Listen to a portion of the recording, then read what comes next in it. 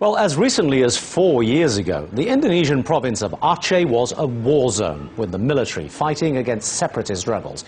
It took a massive tragedy, the deaths of tens of thousands of people in the 2004 tsunami, to bring the two sides together. The resulting elections put the former rebels in charge of Aceh, but as Step Vasson now reports from Bireuen, some people are disappointed that life hasn't improved more quickly. The fear has gone. Acehnese are back in their rice fields.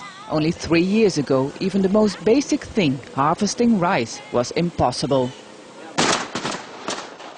Indonesian soldiers and rebels of the Free Aceh movement fought each other for nearly 30 years. The rebels wanted an independent state. In the end, they settled for autonomy from Jakarta and peace. Aceh's government is now made up of former rebels like Busmadar Ismail. He used to be a spokesman for the Free Aceh movement, living his life in hiding. Now he's a deputy regent. I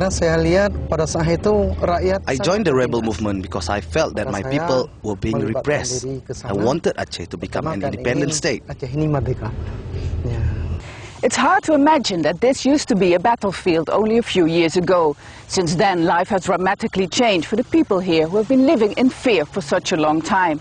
Now this peace needs to be nurtured very carefully, because otherwise these people could lose hope anytime soon.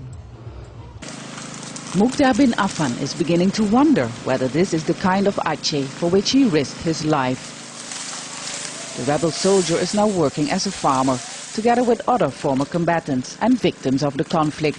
He just married Sarwati, a widow with 5 children, whose husband was killed by Indonesian soldiers, and they're struggling to get by. Of the 40 former rebels here, there's only work for 10. Despite billions of US dollars in international aid, Aceh's economy has still not recovered. Why is our life so embarrassing? After all we fought for, we are a laughingstock. They tortured and suppressed us. What we want is a real change in Aceh, a real improvement of our lives. Like Mukdar, thousands of other former fighters are also out of work. Police say some have resorted to crime. It's now up to the former rebel movement to bring the desired change, according to analysts. The former rebel also have to behave in a much more democratic and accountable way. This is a test. Aceh is a frontier of Indonesian democracy, and it could be an example how new Indonesia and new Aceh can be developed. Since the peace agreement 3 years ago, cities like Bireuen have changed. Busmadar shows us around. What once was a ghost town has come back to life. Sekitar 2 hingga 3 tahun lagi. The people in Aceh and the former rebels will notice improvement in 2-3 years from now.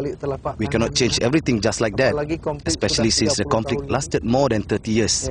But I'm sure that peace is here to stay. Newlyweds Mukdar and Sarwati will have to learn to be patient. After so many decades of conflict and distrust, it will take time to build a democracy that can truly heal the wounds of the past. Step Vasson, Al Jazeera, Bireuen, North Aceh.